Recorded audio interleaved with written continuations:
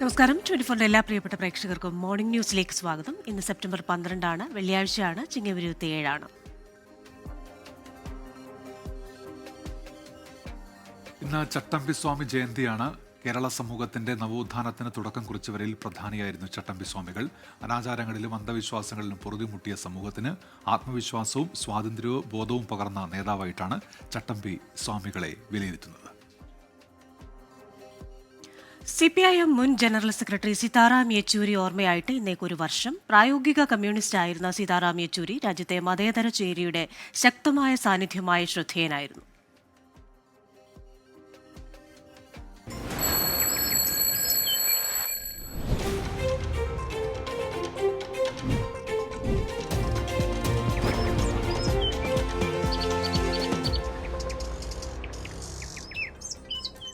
നമസ്കാരം. മോർണിംഗ് ന്യൂസിലേക്ക്. ഇന്ത്യയുടെ 15ാം ഉപരാഷ്ട്രപതിയായി CP രാധാകൃഷ്ണൻ ഇന്ന് സത്യപ്രതിജ്ഞ ചെയ്യും. രാവിലെ 10 മണിക്കാണ് സത്യപ്രതിജ്ഞാ ചടങ്ങ്. രാഷ്ട്രപതി ഭവനിൽ നടക്കുന്ന ചടങ്ങിൽ രാഷ്ട്രപതി ദ്രൗപദി മുർമു സത്യവാചകം ചൊല്ലിക്കൊടുക്കും. പ്രധാനമന്ത്രിയും കേന്ദ്രമന്ത്രിമാരും ചടങ്ങിൽ പങ്കെടുക്കും. വിവരങ്ങളുമായി ബൽറാം നെടുങ്ങാടിയാണ് ഡൽഹിയിൽ നിന്ന് ചേരുന്നത്. Balram, good morning. ഇന്നത്തെ ചടങ്ങുകൾ എങ്ങനെയാണ് ക്രമീകരിച്ചിരിക്കുന്നത്? എല്ലാ ഒരുക്കങ്ങളും സജ്ജമായിട്ടുണ്ടോ? Very good morning Christina, Unmesh. Christina സൂചിപ്പിച്ച പോലെ തന്നെ എല്ലാ ഒരുക്കങ്ങളും രാഷ്ട്രപതി ഭവനിൽ ഈ ചടങ്ങിന് വേണ്ടി പൂർത്തിയായിട്ടുണ്ട്. ഇന്നലെയാണ് ഔപചാരികമായി ഇക്കാര്യത്തിൽ ഒരു സ്ഥിരീകരണം ഉണ്ടായത്. ഇന്ത്യയുടെ 15ാമത് ഉപരാഷ്ട്രപതിയായി CP രാധാകൃഷ്ണൻ ഇന്ന് സത്യപ്രതിജ്ഞ ചെയ്യും. രാവിലെ 10 മണിക്കാണ് ഈ ചടങ്ങ് നിശ്ചയിച്ചിരിക്കുന്നത്. ഈ രാഷ്ട്രപതി ഭവനിൽ നടക്കുന്ന ഈ ചടങ്ങിൽ രാഷ്ട്രപതി ദ്രൗപദി മുർമു ആവും ഉപരാഷ്ട്രപതി CP രാധാകൃഷ്ണന് സത്യവാചകം ചൊല്ലിക്കൊടുക്കുക. ഈ ചടങ്ങിൽ പ്രധാനമന്ത്രി നരേന്ദ്രമോദി, ആഭ്യന്തരമന്ത്രി അമിത്ഷാ, BJP ദേശീയ അധ്യക്ഷൻ JP നദ്ദ, പ്രതിരോധ മന്ത്രി രാജ്നാഥ് സിംഗ് അടക്കമുള്ള ഉന്നത നേതാക്കൾ പങ്കെടുക്കുന്നുണ്ട്. കേന്ദ്രമന്ത്രിമാരും നിരവധി പേർ ഈ ചടങ്ങിൽ പങ്കെടുക്കും എന്ന് അറിയിച്ചിട്ടുണ്ട്. ഇത്തവണ നടന്ന വാശിയേറിയ മത്സരമായിരുന്നു ഉപരാഷ്ട്രപതി സ്ഥാനത്തേക്ക് നടന്നത്. അതിൽ 152 വോട്ടുകളുടെ ഭൂരിപക്ഷത്തിലാണ് CP രാധാകൃഷ്ണൻ ഉപരാഷ്ട്രപതിയായി തെരഞ്ഞെടുക്കപ്പെട്ടത്. കഴിഞ്ഞ തവണത്തെ ഭൂരിപക്ഷത്തെ അപേക്ഷിച്ചോളം ഭൂരിപക്ഷം കുറവാണ് എങ്കിൽ പോലും പ്രതീക്ഷിക്കുന്നതിന് അപ്പുറമുള്ള വോട്ടുകൾ ഇത്തവണ CP രാധാകൃഷ്ണന് നേടാനായി. ഏതാണ്ട് 15ഓളം വോട്ടുകൾ പ്രതിപക്ഷ നിരയിൽ നിന്നും NDA സ്ഥാനാർത്ഥിക്ക് ലഭിച്ചു എന്നാണ് BJP അവകാശപ്പെടുന്നത്. 767 വോട്ടിൽ 452 വോട്ടുകളായിരുന്നു CP രാധാകൃഷ്ണന് ലഭിച്ചത്. എന്നാൽ അതേസമയം ഈ ക്രോസ് വോട്ടിംഗ് ഉണ്ടായി എന്നുള്ള വിഷയവുമായി ബന്ധപ്പെട്ട് പ്രതിപക്ഷത്ത് ഇപ്പോഴും വലിയ ഭിന്നത ഇക്കാര്യത്തിൽ തുടരുകയാണ്. അതേസമയമാണ് ഇപ്പോൾ ഇന്ന് സത്യപ്രതിജ്ഞാ ചടങ്ങ് നടക്കുന്നത്. ബൽറാം നെടുങ്ങാടിയാണ് ഡൽഹിയിൽ നിന്ന് വിശദാംശങ്ങളുമായി ചേരുന്നത്. പ്രധാനമന്ത്രി നരേന്ദ്രമോദി നാളെ മണിപ്പൂരിലേക്ക്. 2023 ആരംഭിച്ച മണിപ്പൂരിലെ കലാപങ്ങൾക്ക് ശേഷമുള്ള പ്രധാനമന്ത്രിയുടെ ആദ്യ സന്ദർശനമാണ് ഇത്. ചുരാചന്ദ്പൂരിലും ഇംഫാലിലും പൊതുപരിപാടികളിലും പ്രധാനമന്ത്രി പങ്കെടുക്കുന്നുണ്ട്. വിവരങ്ങളുമായി ബൽറാം നെടുങ്ങാടി തുടരുന്നുണ്ട്. ബൽറാം, ഒട്ടേറെ വിമർശനങ്ങൾക്ക് ഇടയാക്കിയതാണ് പ്രധാനമന്ത്രി എന്തുകൊണ്ട് മണിപ്പൂരിലേക്ക് പോകുന്നില്ല എന്നുള്ള ചോദ്യം. ആ കലാപം കത്തുന്ന സമയത്ത് പ്രധാനമന്ത്രി നാളെ മണിപ്പൂരിലേക്ക് പോകുന്നു. എന്തൊക്കെയാണ് വിവരങ്ങൾ, ബൽറാം? ഉന്മേഷ്, ക്രിസ്റ്റീന, ഏതാണ്ട് 1.5 വർഷത്തോളമായി പ്രതിപക്ഷത്തിൽ നിന്നും ഉയരുന്ന ഒരു ചോദ്യമാണ് പ്രധാനമന്ത്രി നരേന്ദ്രമോദി എന്തുകൊണ്ട് മണിപ്പൂരിലേക്ക് പോകുന്നില്ല എന്നുള്ളത്. ആ ഒരു ചോദ്യത്തിനാണ് നാളെ മറുപടിയാകുന്നത്. പ്രധാനമന്ത്രി നാളെ മണിപ്പൂരിൽ പൊതുപരിപാടിയിൽ പങ്കെടുക്കുന്നുണ്ട്. ഈ മണിപ്പൂർ സംഘർഷം ആരംഭിച്ച ശേഷമുള്ള പ്രധാനമന്ത്രിയുടെ ആദ്യ സന്ദർശനമാണ് ഇത്. 2 ഇടങ്ങളിലായുള്ള പരിപാടികളിലാണ് പ്രധാനമന്ത്രി പങ്കെടുക്കുന്നത്. ചുരാചന്ദ്പൂരിലും ഇൻഫാലിലുമായി ആണ് ഈ പരിപാടികൾ നിശ്ചയിച്ചിരിക്കുന്നത്. മണിപ്പൂരിൽ പ്രധാനമന്ത്രിയുടെ സന്ദർശനത്തോടനുബന്ധിച്ച് അതീവ സുരക്ഷാ ക്രമീകരണങ്ങൾ ഒരുക്കിയിട്ടുണ്ട്. കാരണം കഴിഞ്ഞ 2 വർഷത്തിലേറെയായി തുടരുന്ന സംഘർഷത്തിന്റെ പശ്ചാത്തലത്തിൽ വലിയ തോതിലുള്ള സുരക്ഷാ ക്രമീകരണങ്ങൾ പ്രത്യേക സൈനിക സംഘത്തെ ഉൾപ്പെടെ ഈ മേഖലയിലെല്ലാം തന്നെ വിന്യസിച്ച് പല ഘട്ടങ്ങളിലായി സുരക്ഷാ പരിശോധനകൾ ഈ മേഖലയിൽ പൂർത്തിയാക്കിയിരിക്കുന്നു. അതേസമയം പ്രധാനമന്ത്രിയുടെ സന്ദർശനവുമായി ബന്ധപ്പെട്ട ഒരുക്കിയ അലങ്കാരങ്ങൾ നശിപ്പിക്കാൻ ശ്രമിച്ചതുമായി ബന്ധപ്പെട്ട പ്രാദേശികവാസികൾ തമ്മിൽ കഴിഞ്ഞ ദിവസം സംഘർഷം ഉണ്ടായിരുന്നു. തുടർന്ന് പോലീസ് ഇടപെട്ട് സ്ഥിതിഗതികൾ നിയന്ത്രണ വിധേയമാക്കുകയായിരുന്നു. അതേസമയം മണിപ്പൂർ ഉക്രുൽ ജില്ലയിലെ ഫുൻഗ്യൻ മണ്ഡലത്തിൽ 43 BJP അംഗങ്ങൾ വ്യാഴാഴ്ച രാജിവെച്ചതായുള്ള റിപ്പോർട്ടുകൾ പുറത്തു വന്നിരുന്നു. എന്നാൽ ഇക്കാര്യം BJP നിഷേധിച്ചിട്ടുണ്ട്. ഏതായാലും അതീവ സുരക്ഷാ ജാഗ്രതയിലാണ് മണിപ്പൂർ ഇപ്പോൾ ഉള്ളത്. ശരി, ബൽറാം നെടുങ്ങാടിയാണ് വിശദാംശങ്ങളുമായി ഡൽഹിയിൽ നിന്ന് ചേർന്നത്. ഇന്ത്യക്കും ചൈനയ്ക്കും മേൽ കൂടുതൽ തീരുവ ചുമത്താൻ G7 രാജ്യങ്ങളോട് അമേരിക്ക. യുക്രൈൻ യുദ്ധം അവസാനിക്കുന്നതുവരെ റഷ്യയിൽ നിന്ന് എണ്ണ വാങ്ങുന്ന ഇരു രാജ്യങ്ങൾക്കുമെതിരെ ഉയർന്ന തീരുവകൾ ചുമത്തണമെന്ന് US ട്രഷറി ഡിപ്പാർട്ട്മെന്റ് വക്താവ് ആവശ്യപ്പെട്ടു. 50%-നും 100%-നും ഇടയിൽ തീരുവ ചുമത്താനാണ് നിർദ്ദേശമെന്ന് സൂചന. ഇന്ന് നടക്കുന്ന G7 ധനമന്ത്രിമാരുടെ യോഗം അമേരിക്ക മുന്നോട്ട് വെച്ച നിർദ്ദേശം ചർച്ച ചെയ്യും. കഴിഞ്ഞ ദിവസം ഇന്ത്യക്കും ചൈനയ്ക്കും മേൽ 100% തീരുവ ചുമത്താൻ ഡൊണാൾഡ് ട്രംപ് യൂറോപ്യൻ യൂണിയനോട് ആവശ്യപ്പെട്ടിരുന്നു. ഇടക്കാല ഭരണാധികാരിയെ ചൊല്ലി നേപ്പാളിലെ ജിൻസി പ്രക്ഷോഭകാരികൾക്കിടയിൽ തർക്കം. കാഠ്മണ്ഡു മേയർ ബാലേന്ദ്ര ഷായ്ക്കും നേപ്പാൾ സുപ്രീം കോടതി മുൻ ചീഫ് ജസ്റ്റിസ് സുശീല കർക്കിക്കു വേണ്ടിയും നേപ്പാൾ വൈദ്യുത അതോറിറ്റി മുൻ MD കുൽമാൻ ഗിസിങ്ങിനു വേണ്ടിയും പ്രക്ഷോഭകാരികൾ ചേരിതിരിഞ്ഞ് വാദിക്കുകയാണ്. മുൻ ചീഫ് ജസ്റ്റിസ് സുശീല കർക്കിയെ ഇടക്കാല ഭരണാധികാരിയാക്കണമെന്ന ആവശ്യവുമായാണ് ആദ്യം പ്രതിഷേധക്കാർ രംഗത്തെത്തിയത്. പ്രക്ഷോഭകാരികളുമായി നടത്തിയ ചർച്ചയിൽ ഭരണ നേതൃത്വം ഏറ്റെടുക്കാമെന്ന് സുശീല കർക്കി സമ്മതിക്കുകയും ചെയ്തിരുന്നു. എന്നാൽ പിന്നീട് സുശീല കർക്കിയുടെ പ്രായവും യോഗ്യതയും ചോദ്യം ചെയ്ത് ഒരുപറ്റം പ്രക്ഷോഭകാരികൾ നേപ്പാൾ വൈദ്യുത ബോർഡ് മുൻ MD കുൽമാൻ ഗിസിങ്ങിനെ നിർദ്ദേശിക്കുകയായിരുന്നു. സംഘർഷാവസ്ഥ ഇല്ലാതായെങ്കിലും സമാധാന അന്തരീക്ഷം തിരിച്ചുകൊണ്ടുവരുന്നതിനായി സൈനിക മേധാവി ഉൾപ്പെടെയുള്ളവർ യുവാക്കളുമായി ചർച്ചകൾ നടത്തിവരികയാണ്. എന്നാൽ ഇടക്കാല ഭരണാധികാരിയെ ചൊല്ലി ഉടലെടുത്ത പുതിയ തർക്കം മറ്റൊരു രാഷ്ട്രീയ അനിശ്ചിതത്വത്തിലേക്ക് കാര്യങ്ങളെ എത്തിക്കുമോ എന്ന ആശങ്ക നിലനിൽക്കുന്നു. എത്രയും വേഗം അടുത്ത ഭരണ നേതൃത്വത്തെ തെരഞ്ഞെടുക്കണമെന്ന് പ്രസിഡന്റ് രാംചന്ദ്ര പൗഡൽ ആവശ്യപ്പെട്ടു. 2 ദിവസത്തെ പ്രക്ഷോഭത്തിൽ ഇതുവരെ 31 പേർ മരിച്ചതായി നേപ്പാൾ ആരോഗ്യ മന്ത്രാലയം അറിയിച്ചു. മരിച്ച 25 പേരെ തിരിച്ചറിഞ്ഞെങ്കിലും പേരുവിവരങ്ങൾ പുറത്തുവിട്ടിട്ടില്ല. തെക്കുകിഴക്കൻ കാഠ്മണ്ഡുവിലെ ജയിലിൽ നിന്നും ചാടിയ തടവുകാർക്കു നേരെ സൈന്യം നടത്തിയ വെടിവെപ്പിൽ 2 പേർ മരിച്ചു. 12 പേർക്ക് പരിക്കേറ്റു. സംഘർഷത്തിനിടെ 15,000-ഓളം പേർ ജയിൽ ചാടിയതായാണ് റിപ്പോർട്ടുകൾ. International desk 24. നേപ്പാളിലെ യുവജന പ്രക്ഷോഭത്തിൽ ആശങ്കയിലായി കേരളത്തിൽ ജോലി ചെയ്യുന്ന നേപ്പാൾ സ്വദേശികൾ. മലപ്പുറം തിരൂരിൽ ജോലി ചെയ്യുന്ന ജീവനും ഭാര്യ യമനയും നാട്ടിൽ നടക്കുന്നത് കണ്ടുള്ള വിഷമം 24-മായി പങ്കുവച്ചു. ജൻസി പ്രക്ഷോഭത്തിൽ നേപ്പാൾ കത്തുകയാണ്. നെഞ്ചിൽ ആ ചൂടും വേദനയും അനുഭവിക്കുകയാണ് കേരളത്തിൽ ജോലി ചെയ്യുന്നവർ. 11 വർഷമായി കേരളത്തിൽ ജോലി ചെയ്യുന്ന ജീവനും ഭാര്യ യമനയും മലപ്പുറം തിരൂരിലെ ഹോട്ടൽ ജീവനക്കാരാണ്. നേപ്പാളിൽ ഇവരുടെ തൊട്ടടുത്ത ടൗണിൽ പോലും വലിയ പ്രതിഷേധമാണ് നടക്കുന്നത്. ഫാമിലി ഉണ്ട് അവിടെ. ഇപ്പോൾ ഇന്നലെ വിളിച്ചാ ചോദിച്ചത്. ഇപ്പോൾ പ്രോബ്ലം എത്ര കൂടുതലില്ല, സോൾവ് ആയിക്കാണ്. नेपाल में नेटवर्क नहीं है, यूट्यूब नहीं है, व्हाट्सएप फेसबुक मैसेंजर कुछ भी नहीं है. ज़्यादा प्रॉब्लम है. घर में कांटेक्ट करने के लिए भी नहीं मिल रहे, किसी के साथ बात करने के लिए नहीं मिल रहा फैमिली को. 8 മാസം മുമ്പാണ് ഇവർ നേപ്പാളിൽ പോയി തിരിച്ചെത്തിയത്. വീട്ടുകാരെ കണ്ട് സംസാരിച്ചിരുന്നത് വാട്സപ്പിലൂടെ. ഇപ്പോൾ അതിനൊന്നും കഴിയുന്നില്ല. മാതാപിതാക്കളെയും ബന്ധുക്കളെയും കാണണമെന്നുണ്ട്. എല്ലാം ഒന്ന് കെട്ടടങ്ങുന്നതുവരെ കാത്തിരിക്കുകയാണിവർ. 24 തിരൂർ. CPI സംസ്ഥാന സമ്മേളനത്തിന് ഇന്ന് സമാപനം. വൈകിട്ട് ആലപ്പുഴ ബീച്ചിൽ നടക്കുന്ന പൊതുസമ്മേളനം ജനറൽ സെക്രട്ടറി D രാജ ഉദ്ഘാടനം ചെയ്യും. സംസ്ഥാന സെക്രട്ടറിയായി ബിനോയ് വിശ്വം തുടരും. സെക്രട്ടറി സ്ഥാനത്തേക്ക് ബിനോയ് വിശ്വത്തിന്റെ തന്നെ പേര് നിർദ്ദേശിക്കാൻ മുതിർന്ന നേതാക്കൾക്കിടയിൽ ധാരണയായി. കാനം രാജേന്ദ്രന്റെ നിര്യാണത്തിനു പിന്നാലെ സംസ്ഥാന സെക്രട്ടറിയായ ബിനോയ് വിശ്വം ആദ്യമായാണ് സംസ്ഥാന സമ്മേളനം തെരഞ്ഞെടുത്ത സെക്രട്ടറിയാകാൻ പോകുന്നത്. പ്രവർത്തന റിപ്പോർട്ടിന്മേലുള്ള ചർച്ചയ്ക്ക് ബിനോയ് വിശ്വം ഇന്ന് മറുപടി നൽകും. തുടർന്ന് പുതിയ സംസ്ഥാന കൌൺസിലിനെയും സെക്രട്ടറിയെയും തെരഞ്ഞെടുക്കും.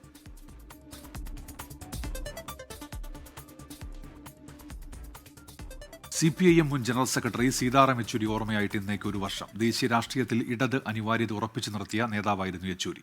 പ്രായോഗിക കമ്മ്യൂണിസ്റ്റ് ആയിരുന്ന സീതാറാം യെച്ചൂരിയുടെ നഷ്ടം ദേശീയ രാഷ്ട്രീയത്തിൽ എന്നും പ്രകടമാണ്. I am born in the Madras General Hospital, now called Chennai. The General Hospital Madras, to a Telugu speaking Brahmin family.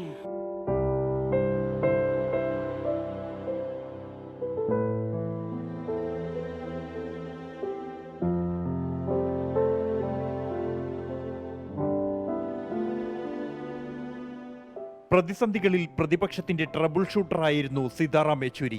പാർലമെന്റിലും പുറത്തും. 1996 ഐക്യമുന്നണി സർക്കാരിന്റെയും 2004 UPA സർക്കാരിന്റെയും രൂപീകരണത്തിൽ യെച്ചൂരിയുടെ പങ്ക് നിർണായകം. പ്രത്യയശാസ്ത്ര കുരുക്കുകളിൽ ഒഴിവുകഴിവ് കണ്ടെത്താത്ത പ്രായോഗിക കമ്മ്യൂണിസ്റ്റ് എന്നതാണ് ദേശീയ രാഷ്ട്രീയത്തിൽ യെച്ചൂരിയെ പ്രസക്തനാക്കിയത്. ഭിന്നതകൾ നിലനിൽക്കുമ്പോഴും യോജിപ്പിനുള്ള സാധ്യതകൾ യെച്ചൂരി കണ്ടെത്തി. Not fighting them only electorally, but ideologically and politically. I think if we can take up that work and challenge, then we will succeed. ഇന്ത്യയിൽ മാത്രം ഒതുങ്ങുന്നതായിരുന്നില്ല സീതാറാമിന്റെ സാധ്യതകൾ. നേപ്പാളിൽ മാവോയിസ്റ്റുകളെ ജനാധിപത്യ പാതയിലേക്ക് നയിച്ചു. നേപ്പാൾ ഡെവലപ്മെൻറ്റ്സ് നടക്കും. സീതാറാം നേപ്പാളിലെ എല്ലാ പൊളിറ്റിക്കൽ പാർട്ടീസായിട്ടും ബന്ധമുള്ള എല്ലാം വെച്ചാൽ UML-ഉം മറ്റ് മാവോയിസ്റ്റും മറ്റ് നേപ്പാളി കോൺഗ്രസിൻ്റെ ലീഡർഷിപ്പായിട്ട് ബന്ധമുള്ളവരാണ്. അപ്പോൾ ആ ഡെവലപ്മെൻറ്റ്സ് ടാക്കിൾ ചെയ്യാനും എന്തെല്ലാം ചെയ്യാൻ പറ്റുന്നു വാട്ട് എവർ അതെല്ലാം സ്റ്റഡി ചെയ്തൊരാളാണ് സീതാറാം. അപ്പം അങ്ങനെ പല ബന്ധങ്ങളും. BJP-യുടെ തേരോട്ടത്തിൽ പകച്ചുനിന്ന പ്രതിപക്ഷത്തെ കൂട്ടിയിണക്കി ഇന്ത്യ സഖ്യം രൂപപ്പെടുത്തുന്നതിലും യെച്ചൂരിയുടെ പങ്ക് നിർണായകം. 2024 സെപ്റ്റംബർ 12 ശേഷം പ്രതിപക്ഷ നിരയിലുണ്ടായ വിള്ളലുകൾ തന്നെ കാട്ടിത്തരും സീതാറാമിന്റെ അഭാവം. ബൽറാം നെടുങ്ങാടി, 24, ഡൽഹി. ഇന്ത്യൻ ഇടതുപക്ഷം പ്രതിസന്ധികളിൽ ഉലയുമ്പോൾ CPI-ന് മുന്നിൽ നിന്ന് നയിച്ച നേതാവായിരുന്നു സീതാറാം യെച്ചൂരി. ദിഷണാശാലിയായ ഈ രാഷ്ട്രീയക്കാരനിൽ മുഖ്യധാര ഇടതുപക്ഷത്തിന് വലിയ പ്രതീക്ഷയുണ്ടായിരുന്നു. സംഘർഷഭരിതമായ വിദ്യാർത്ഥി രാഷ്ട്രീയ ജീവിതം മാത്രം കൈമുതലാക്കിയാണ് ആ ചെറുപ്പക്കാരൻ ഇന്ത്യൻ രാഷ്ട്രീയത്തിലേക്ക് നടന്നെത്തിയത്. സീതാറാം യെച്ചൂരി നമ്മളെ വിട്ടുപിരിഞ്ഞിട്ട് ഇന്നേക്ക് 1 വർഷം തികയുന്ന വേളയിലാണ് ഈ കാര്യങ്ങൾ നമ്മൾ ഓർമ്മിക്കുന്നത്.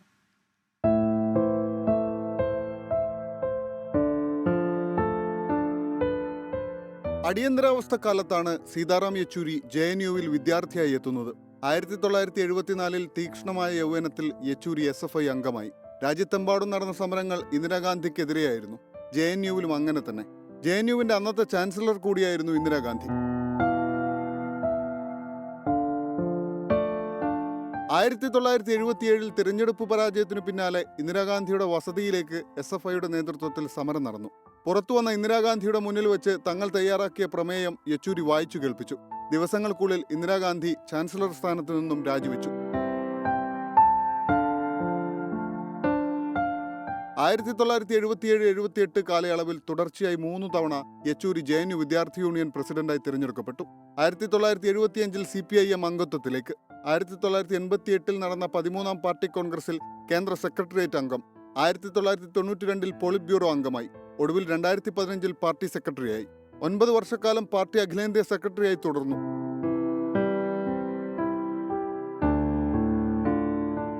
രാഷ്ട്രീയത്തിൽ നിന്ന് ഒരു റിട്ടയർമെന്റ് ആഗ്രഹിക്കാത്ത നേതാവായിരുന്നു യെച്ചൂരി. റിട്ടയർ ചെയ്തിട്ട് ഞാൻ എന്തു ചെയ്യും എന്ന ചോദ്യമാണ് അതിനുള്ള വിശദീകരണം. ജീവിതം അടിമുടി പാർട്ടിയായി മാറിയ യെച്ചൂരി അവസാന നിമിഷം വരെ രാഷ്ട്രീയം ശ്വസിച്ചാണ് ജീവിച്ചത്. Research desk, 24. കൊല്ലത്തെ വി പാർക്ക് മാതൃക കേരളത്തിലുടനീളം നടപ്പിലാക്കുമെന്ന് ടൂറിസം പൊതുമരാമത്ത് മന്ത്രി PA മുഹമ്മദ് റിയാസ് 24-നോട്. രാത്രി നടത്തത്തിനായി പാർക്കിലെത്തിയ മന്ത്രി കായിക വിനോദങ്ങളിൽ ഏർപ്പെട്ടും കലാപ്രകടനങ്ങൾ ആസ്വദിച്ചും ഏറെ നേരം ചെലവഴിച്ചായിരുന്നു മടങ്ങിയത്. ഈ ഒഴിവിടങ്ങൾ ലഹരിയിടങ്ങളായി മാറുകയും അവിടെ അക്രമങ്ങളും മറ്റും വർദ്ധിക്കുകയും ചെയ്യുന്ന ഒരു സാഹചര്യത്തിലാണ് ഇത്തരത്തിലൊരു ഒഴിഞ്ഞ ഇടം മനോഹരമായൊരു പാർക്കായി, അത് നമ്മുടെ പാർക്കായി പരിണമിച്ചിരിക്കുന്നത്. തീർച്ചയായും നമ്മുടെ പാർക്കാണ്. ഇത്തരം സ്ഥലങ്ങളെ ഉപയോഗപ്പെടുത്തണം എന്ന് പൊതുവേ ഞങ്ങളെല്ലാവരും കരുതിയാണ്. അതിൻ്റെ ഭാഗമായി ആദ്യം തിരഞ്ഞെടുത്ത കൊല്ലത്തെ വി പാർക്ക് അത്ഭുതകരമായ വിധം ആളുകൾ ഏറ്റെടുത്തു. ഇത്ര വലിയൊരു വിജയവും നമ്മളാരും കരുതിയിട്ടില്ല. അപ്പോൾ ആളുകൾ ജോലി കഴിഞ്ഞാൽ വരുന്നൊരു പ്രധാനപ്പെട്ട സ്ഥലമുണ്ടല്ലോ. കുട്ടികളൊക്കെ വലിയ സ്കേറ്റിംഗ് കോച്ചാണ്. Coach, okay. എത്ര കുട്ടികളുണ്ട്? ഓ, മോളെ പേരെന്താ? ജിയ. ഏത് ക്ലാസ്സിലാ? 3-ല്. ഇയാളെ പേരാ? ആമിയ. ഓ, എല്ലാ ദിവസവും വരും? സാധാരണ ഈ പാർക്കുകൾ കുട്ടികൾക്കൊരു പാർക്ക്, വയോജനങ്ങൾക്കൊരു പാർക്ക്, അങ്ങനെ വ്യത്യസ്തമായ പാർക്കാണ്. പക്ഷേ ഇവിടെ എല്ലാവർക്കും വേണ്ടിയുള്ള. അതെ, എല്ലാവരും ഉണ്ട്. ഇവിടെ കുട്ടികളുടെ സ്കേറ്റിംഗ് ഉണ്ട്, ഷട്ടിൽ കളിക്കാം, ചെസ്സ് കളിക്കാം, ഇപ്പോൾ ബാൻഡ് ഉണ്ട്, ആളുകൾക്ക് വിവിധ ഗായക സംഘങ്ങളുടെ പാട്ടുണ്ട്, കാപ്പി കുടിക്കാം, പ്രത്യേകതരം ഭക്ഷണം, ബീഫിൻ്റെ ഒരു പ്രത്യേക ഐറ്റം അല്ലേ? ബീഫിൻ്റെ ഒരു പ്രത്യേക ഐറ്റം. അതെ, അപ്പോൾ ആളുകൾക്ക് ഒരു നല്ല ഒരു സമയം പോകാനൊരു ട്രെയിൻ എല്ലാ ദിവസവും ഇവിടെ വരുന്നവരുണ്ട്. പാർക്കുകളിലൊരു കൊല്ലം മാതൃകയായി മാറിയിരിക്കുകയാണ് വി പാർക്ക്. അപ്പോൾ ഇത് പൈലറ്റ് പദ്ധതിയാണോ ഇത്? അതെ, പൈലറ്റ് പദ്ധതിയാണ്. അപ്പോൾ പൈലറ്റ് പദ്ധതിയായി മാറി ഇതിപ്പോൾ കേരളത്തിലാകെ പടർത്താനാണ് ഉദ്ദേശിക്കുന്നത്. കേരളത്തിലാകെ ഇത് കൊണ്ടുവരാനാണ് പൊതുവെ ആലോചിക്കുന്നത്. ഈ പാലങ്ങൾക്കടിയിലുള്ള പദ്ധതി ഇത് വന്നു. ദീപാലങ്കൃത പാലമായി കോഴിക്കോട് ഫറൂഖിൽ ഒരു പാലം വന്നു. അതിൻ്റെ അടുത്തും വി പാർക്കാണ് വന്നിരിക്കുന്നത്. ഇനി അതുപോലെ ഒരു 10 സ്ഥലത്തുകൂടി ഇതിൻ്റെ കാര്യങ്ങൾ ചെയ്ത് മുന്നോട്ട് പോകാനാണ് ഉദ്ദേശിക്കുന്നത്. എത്ര പാർക്കുകളാണ് മിനിസ്റ്റർ ഉദ്ദേശിക്കുന്നത്? അത് സാധ്യമാകുന്നൊക്കെ പൊതുമരാമത്ത് വകുപ്പിൻ്റെ കീഴിലുള്ള പാലങ്ങൾക്കടിയിലുള്ള സ്ഥലം ഉപയോഗിക്കാൻ പറ്റുന്നത് ആർക്കെങ്കിലും ആവശ്യപ്പെട്ടാൽ അത് NOC കൊടുക്കാൻ, നോ ഒബ്ജക്ഷൻ സർട്ടിഫിക്കറ്റ് കൊടുക്കാൻ വകുപ്പ് തീരുമാനിച്ചു കഴിഞ്ഞു. അതാത് ഇടങ്ങളിലെ MLA-മാർ, ജനപ്രതിനിധികൾ, സംഘടനകൾ ഇവരോടൊക്കെ ഇതുമായി ബന്ധപ്പെട്ട് സംസാരിച്ച് മുന്നോട്ട് പോകാനാണ് ഉദ്ദേശിക്കുന്നത്. ഈ കാലത്ത് തന്നെ കൊണ്ടുപോകാം. ഏതായാലും കൊല്ലം മാതൃകയിലുള്ള കൊല്ലത്തിൻ്റെ വി പാർക്ക് കൊല്ലം മാതൃക കേരളം ഒട്ടാകെ വ്യാപിപ്പിക്കാനാണ് ടൂറിസം ഡിപ്പാർട്ട്മെൻറ്റ് തീരുമാനിച്ചിട്ടുള്ളത്. പൊതുമരാമത്തിന് കീഴിലുള്ള പാലങ്ങൾക്ക് കീഴിലെല്ലാം ഇത്തരത്തിൽ വി പാർക്കുകൾ വരുമെന്നാണ് മന്ത്രി നമുക്ക് ഉറപ്പ് നൽകിയിരിക്കുന്നത്. പൊതുമരാമത്ത് വകുപ്പ് മന്ത്രിയും ടൂറിസം വകുപ്പ് മന്ത്രിയും തമ്മിൽ ചർച്ച ചെയ്ത് അതിലൊരു ധാരണയിലെത്തിയിട്ടുണ്ട്. ക്യാമറമാൻ രാജ്കിരണിനൊപ്പം മന്ത്രി റിയാസിനുമൊപ്പം സുജിത് സുരേന്ദ്രൻ, 24 കൊല്ലം. നിയമസഭാ തെരഞ്ഞെടുപ്പിൽ മാസങ്ങൾ മാത്രം ശേഷിക്കെ ന്യൂനപക്ഷങ്ങളെയും ഹിന്ദു ഭൂരിപക്ഷത്തെയും ഒപ്പം നിർത്താനുള്ള തീവ്ര ശ്രമത്തിലാണ് സർക്കാർ. ശബരിമല യുവതീ പ്രവേശനത്തിൽ കൈപൊള്ളിയ സർക്കാർ ആഗോള അയ്യപ്പ സംഗമം വഴി വിശ്വാസികളെ ഒപ്പം നിർത്താനുള്ള നീക്കമാണ് നടത്തുന്നത്. വോട്ട് ബാങ്ക് ലക്ഷ്യമിട്ട് സംഗമങ്ങളിലൂടെ രാഷ്ട്രീയ മുതലെടുപ്പ് നടത്തുന്നുവെന്നാണ് പ്രതിപക്ഷത്തിന്റെ ആക്ഷേപം. ആഗോള അയ്യപ്പ സംഗമത്തിന് ഭൂരിപക്ഷം ഹിന്ദു സംഘടനകളും എതിരല്ല. പ്രബല സമുദായ സംഘടനകളായ SNDP-യും NSS-ഉം പിന്തുണ പ്രഖ്യാപിച്ചതോടെ സർക്കാർ തികഞ്ഞ ആത്മവിശ്വാസത്തിലാണ്. ആഗോള അയ്യപ്പ സംഗമത്തിലൂടെ ആചാര സംരക്ഷണത്തിന് LDF എതിരില്ലെന്ന സന്ദേശവും മുന്നോട്ട് വയ്ക്കുന്നു. ഇതിനൊപ്പമാണ് ന്യൂനപക്ഷ സംഘവും നടത്താനുള്ള സർക്കാർ തീരുമാനം. അയ്യപ്പ സംഗമം കഴിയുന്ന മുറയ്ക്ക് ഒക്ടോബറിൽ ന്യൂനപക്ഷ സംഗമം കൂടി സർക്കാർ സംഘടിപ്പിക്കും. വിശ്വാസികളുടെയും ന്യൂനപക്ഷങ്ങളുടെയും അവകാശങ്ങൾ സർക്കാർ സംരക്ഷിക്കുമെന്ന ഉറപ്പാണ് സംഗമങ്ങളുടെ ഉദ്ദേശം. അയ്യപ്പൻ ന്യൂനപക്ഷ സംഗമങ്ങൾ ദേശീയ ശ്രദ്ധ നേടുന്ന തരത്തിൽ സംഘടിപ്പിക്കാനാണ് സർക്കാർ നീക്കം. ഇതിനെതിരായ പ്രതിപക്ഷ വിമർശനങ്ങളെ അതേ മാർഗത്തിൽ തള്ളിക്കളയാനും സർക്കാർ ശ്രമിക്കുന്നു. 24 തിരുവനന്തപുരം. MG പ്രതീഷ് ഇപ്പോൾ വിവരങ്ങളുമായി ചേരുന്നുണ്ട്. പ്രതീഷ്, ഇപ്പോൾ പ്രതിപക്ഷത്തിന്റെ ആരോപണങ്ങൾ ഒരു ഭാഗത്തുണ്ട്. ഇതിനോട് സഹകരിക്കുമോ എന്നുള്ള കാര്യത്തിൽ വ്യക്തമായൊരു മറുപടി പ്രതിപക്ഷം പറയുന്നുമില്ല. ഇത് LDF-ന്റെ രാഷ്ട്രീയ ലക്ഷ്യത്തെ മുൻനിർത്തിയുള്ള പരിപാടി എന്നാണ് അവർ വിശദീകരിക്കുകയും ചെയ്യുന്നത്. എന്തൊക്കെയാണ് സർക്കാർ ലക്ഷ്യമിടുന്ന കാര്യങ്ങൾ പ്രതീക്ഷ ഈ സംഗമങ്ങളിലൂടെ? ഉന്മേഷ, ഈ തിരഞ്ഞെടുപ്പ് വർഷത്തിൽ സർക്കാർ മുന്നോട്ട് വയ്ക്കുന്ന നിർണായകമായ ചുവടുവയ്പ്പാണ് ആഗോള അയ്യപ്പ സംഘവും ന്യൂനപക്ഷ സംഗമവും. ആഗോള അയ്യപ്പ സംഗമം പ്രഖ്യാപിച്ച ഘട്ടം മുതൽ തന്നെ വലിയ പ്രതിഷേധമാണ് വിവിധ ഇടങ്ങളിൽ നിന്ന് ഉണ്ടായിട്ടുള്ളത്. രാഷ്ട്രീയ എതിർപ്പുകൾ അടക്കാൻ കഴിഞ്ഞിട്ടില്ല എങ്കിലും ആ സമുദായ സംഘടനകളെ ഒപ്പം നിർത്താൻ സർക്കാരിന് കഴിഞ്ഞു എന്നതാണ് വലിയ ആശ്വാസം. ഇതിന് പിന്നാലെയാണ് ന്യൂനപക്ഷ സംഗമവും സർക്കാർ സംഘടിപ്പിക്കുന്നത്. ആഗോള അയ്യപ്പ സംഗമം നടത്തുമ്പോൾ വലിയ വിമർശനമായി ഉയർന്നു വന്നത് ഈ നവോത്ഥാന മൂല്യങ്ങളിൽ നിന്ന് സർക്കാർ പിന്നോട്ട് പോകുന്നു, യുവതീ പ്രവേശനത്തിൽ എടുത്ത നിലപാടിൽ നിന്നൊക്കെ സർക്കാർ പിന്നോട്ട് പോകുന്നു എന്നുള്ള ഒരു വലിയ വിമർശനമാണ് സർക്കാർ നേരിട്ടത്.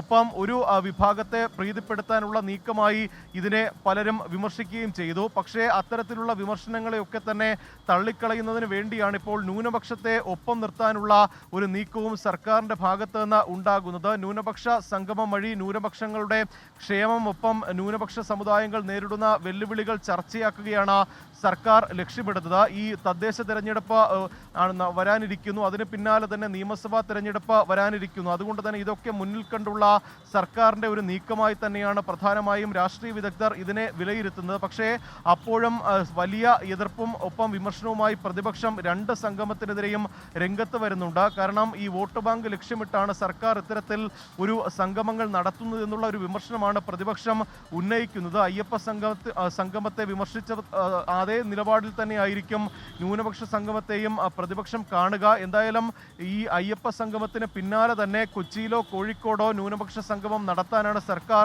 ആലോചിക്കുന്നത്. വിവിധ സെമിനാറുകളും ഒപ്പം ന്യൂനപക്ഷ നേതാക്കളെ ഒക്കെ തന്നെ വിളിച്ച് വിവിധ വിഷയങ്ങൾ ചർച്ച ചെയ്തുകൊണ്ടുള്ള ഒരു സംഗമമായിരിക്കും നടക്കുന്നത്. ഇതുമായി ബന്ധപ്പെട്ടുള്ള പ്രാഥമിക ചർച്ചകളൊക്കെ തന്നെ നടന്നു എന്നതാണ് മനസ്സിലാക്കാനും കഴിയുന്നത്. ഉന്മേഷ്, MG പ്രതീഷാണ് വിവരങ്ങൾ നൽകിയത് തിരുവനന്തപുരത്ത്. ആഗോള അയ്യപ്പ സംഗമത്തിന് പിന്നിൽ വോട്ട് ലക്ഷ്യമെന്ന് കൊടിക്കുന്നിൽ സുരേഷ് MP. അയ്യപ്പ സംഗമത്തിൽ പങ്കെടുക്കേണ്ടതില്ലെന്നാണ് UDF-ന്റെ തീരുമാനമെന്നും അദ്ദേഹം പറഞ്ഞു. നിലപാട് വിശദീകരിക്കാൻ സംസ്ഥാന തലത്തിൽ ക്യാമ്പയിൻ സംഘടിപ്പിക്കുമെന്ന് കൊടിക്കുന്നിൽ സുരേഷ് MP 24-നോട് പറഞ്ഞു.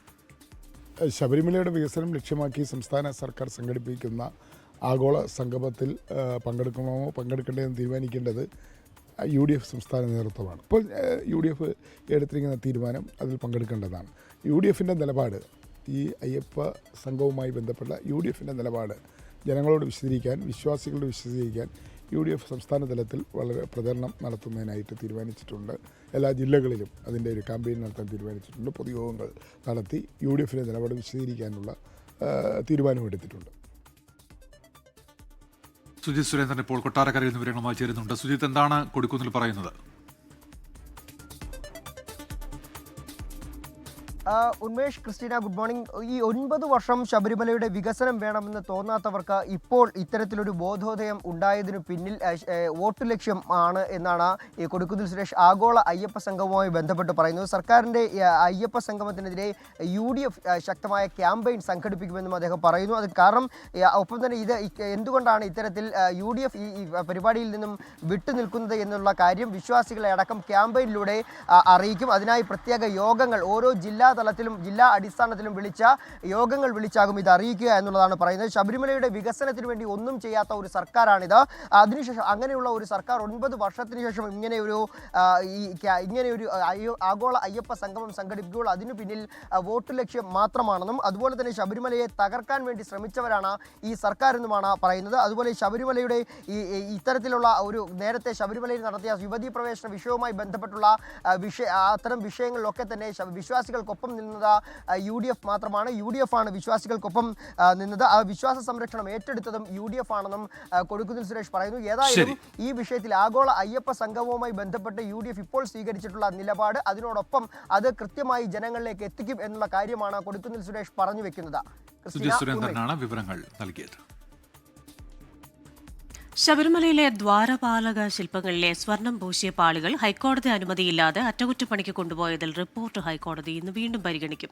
സംഭവിച്ചത് എന്താണെന്നുള്ള വിശദമായ റിപ്പോർട്ട് ദേവസ്വം ബോർഡ് അധികൃതർ ഹൈക്കോടതിയിൽ നൽകും. നടപടി എടുക്കാതിരിക്കാൻ എന്തെങ്കിലും കാരണമുണ്ടെങ്കിൽ ബോധിപ്പിക്കാൻ കഴിഞ്ഞ ദിവസം ഹൈക്കോടതി നിർദ്ദേശിച്ചിരുന്നു. ചെന്നൈയിലേക്കാണ് സ്വർണ്ണപ്പാളികൾ കൊണ്ടുപോയത്. അറ്റകുറ്റപ്പണികൾ ആരംഭിച്ചതിനാൽ തിരികെ കൊണ്ടുവരാൻ സമയമെടുക്കും എന്നാണ് ദേവസ്വം ബോർഡിന്റെ നിലപാട്. കോടതി ഉത്തരവ് ചോദ്യം ചെയ്ത് ദേവസ്വം ബോർഡ് പുനഃപരിശോധനാ ഹർജി നൽകിയിട്ടുണ്ട്. മുണ്ടക്കൈ ചൂരൽമല ദുരന്തകാലത്ത് സ്നേഹത്തിന്റെ പ്രതീകമായ ജൻസനെ നമ്മളാരും മറന്നു കാണില്ല. ജൻസന്റെ വേർപാടിന് 1 വർഷം പൂർത്തിയാകുമ്പോൾ കുടുംബം കടക്കെണിയിലാണ്. താമസിക്കുന്ന കൊച്ചു വീട് പോലും നഷ്ടമാകുമെന്ന ആശങ്കയിലാണിപ്പോൾ മാതാപിതാക്കൾ.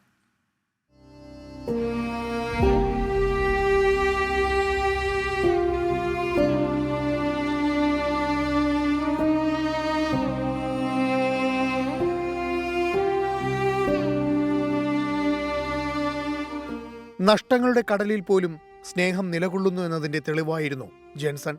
ചേർത്തുപിടിക്കലിന്റെ പ്രതീകമായാണ് കേരളമൊട്ടാകെ ജെൻസനെ കണ്ടത്. ദുരന്തശേഷം ബന്ധുക്കൾക്കൊപ്പം യാത്ര ചെയ്യവേ ജെൻസൺ വാഹനാപകടത്തിൽ മരിച്ചു. വാട്ടർ ടാങ്കുകൾ ക്ലീൻ ചെയ്യുന്ന ജോലിയായിരുന്നു ജെൻസന്. ഇത് വിപുലീകരിക്കാനായി 2023 മീനങ്ങാടി പിന്നോക്ക വികസന കോർപ്പറേഷനിൽ നിന്ന് 7.5 ലക്ഷവും മറ്റ് 2 സൊസൈറ്റികളിൽ നിന്നായി 4 ലക്ഷം രൂപയും ജെൻസൺ വായ്പ എടുത്തിരുന്നു. കൃത്യമായുള്ള തിരിച്ചടവ് ജെൻസന്റെ മരണശേഷം മുടങ്ങി. ഇപ്പോൾ അന്തിയുറങ്ങുന്ന വീട് പോലും നഷ്ടമാവുമെന്ന ഭീഷണിയിലാണെന്ന് അച്ഛൻ ജയൻ. ഒരു വിട്ടുവീഴ്ചയില്ലാതെ അവൻ തുടർച്ചയായിട്ട് മാസം അടച്ചുപോയി. ഇപ്പം അവൻ മരിച്ച ശേഷം അവർക്ക് അടവ് മുടങ്ങി. എന്നെ കൊണ്ട് അടയ്ക്കാനാവുതുമില്ല. അവൻ്റെ തൊഴിൽ എനിക്ക് മുന്നോട്ട് കൊണ്ടുപോകാനും സാധിക്കാതായിപ്പോയി. ഞങ്ങൾ ആദ്യം പോയി കഴിഞ്ഞിട്ട് അവൻ പോയാൽ മതിയായിരുന്നു. ഞങ്ങൾക്ക് ആശ്രയം അവൻ്റെ ആശ്രയം മാത്രമായിരുന്നു. അറിയോ, ഇന്നൊക്കെ കരയാത്തവരാരുമില്ല. അന്ന് മരണത്തിന് കരഞ്ഞതിന്റെ തുല്യമായിട്ട് ഇന്ന് കരഞ്ഞവരുണ്ട്. ജെൻസൺ ജീവിച്ചിരിപ്പുണ്ടായിരുന്നുവെങ്കിൽ തങ്ങൾക്ക് ഈ അവസ്ഥ ഉണ്ടാകുമായിരുന്നില്ലെന്ന് അമ്മ മേരി. ജെൻസനാണ് ഞങ്ങളെ എന്നെയും പപ്പേനെയൊക്കെ നോക്കുന്ന ഒരൊറ്റ ആൾ അവനായിരുന്നു. അവൻ്റെ കഞ്ഞി കുടിച്ചിട്ടും പിന്നെ ഞങ്ങൾക്ക് മരിക്കാനുള്ളൊരു യോഗം ഉണ്ടായിട്ടില്ല. അതിൻ്റെ മുന്നേ അവനെ ദൈവം എടുത്തിട്ട് പോയി. 24 വയനാട്. കേരള പത്രപ്രവർത്തക യൂണിയൻ നടത്തുന്ന ജേർണലിസ്റ്റ് ക്രിക്കറ്റ് ലീഗിന് ഇന്ന് തുടക്കമാകും. വയനാട് കൃഷ്ണഗിരി സ്റ്റേഡിയത്തിലാണ് മത്സരം. പ്രിയങ്ക ഗാന്ധി MP ടൂർണമെന്റ് ഉദ്ഘാടനം ചെയ്യും. കേരള പത്രപ്രവർത്തക യൂണിയന്റെ നേതൃത്വത്തിൽ വയനാട് പ്രസ് ക്ലബ്ബ് സംഘടിപ്പിക്കുന്ന ജേർണലിസ്റ്റ് ക്രിക്കറ്റ് ലീഗ് JCL 2025 മൂന്നാം സീസണ് ഇന്ന് തുടക്കമാവും. 3 ദിവസം നീണ്ടു നിൽക്കുന്ന ടൂർണമെന്റ് വയനാട് മീനങ്ങാടി കൃഷ്ണഗിരി സ്റ്റേഡിയത്തിലാണ് നടക്കുന്നത്. കേരളത്തിലെ വിവിധ പ്രസ് ക്ലബ്ബ് ടീമുകൾ ടൂർണമെന്റിൽ മാറ്റെടുക്കും. കേരള പത്രപ്രവർത്തക യൂണിയൻ സംസ്ഥാന team, Kerala sports journalist association team ഉൾപ്പെടെ 4 ടീമുകൾ പങ്കെടുക്കുന്ന മത്സരവും അരങ്ങേറും. ജേർണലിസ്റ്റ് ക്രിക്കറ്റ് ലീഗ് സീസൺ 3 ആണ് വയനാട് കൃഷ്ണഗിരി സ്റ്റേഡിയത്തിൽ ആരംഭിക്കുന്നത്. അപ്പോൾ ഏകദേശം എനിക്ക് തോന്നുന്നു ഒരു 300-ലധികം പ്ലേയേഴ്സ് ഉണ്ടാവും. ഒരു വലിയ ടൂർണമെൻ്റാണ് നടക്കുന്നത്. 3 ദിവസങ്ങളായി, ഇന്ന് മുതൽ 3 ദിവസങ്ങളായിട്ട് നടക്കുന്നു. 14-ാം തീയതിയാണ് വൈകിട്ടാണ് എൻ്റെ സമാപനവും ഫൈനലും എല്ലാം നടക്കുന്നത്. കേരളത്തിലെ ജേർണലിസ്റ്റുകൾക്ക് നമുക്ക് നമ്മുടെ ജോലിഭാരത്തിനിടയിൽ കിട്ടുന്ന ഒരു വലിയൊരു എൻ്റർടൈൻമെൻറ്റ് എന്നത് ആണിൻ്റെ പ്രധാനമെങ്കിലും വളരെ ആവേശം നിറഞ്ഞ മത്സരങ്ങളായിരിക്കും നടക്കുക. ടൂർണമെന്റിന്റെ ഉദ്ഘാടനം പ്രിയങ്ക ഗാന്ധി MP നിർവഹിക്കും. കായിക രാഷ്ട്രീയ രംഗത്തെ പ്രമുഖർ പങ്കെടുക്കും. തുടർന്ന് മെഗാ മ്യൂസിക്കൽ ഇവന്റും നടക്കും. സമാപന ചടങ്ങും സമ്മാന വിതരണവും 14 വൈകിട്ട് 5 നടക്കും. JCL ആദ്യമായാണ് വയനാട്ടിൽ നടക്കുന്നത് എന്ന് ഭാരവാഹികൾ അറിയിച്ചു. 24 വയനാട്. വാർത്താലോകം.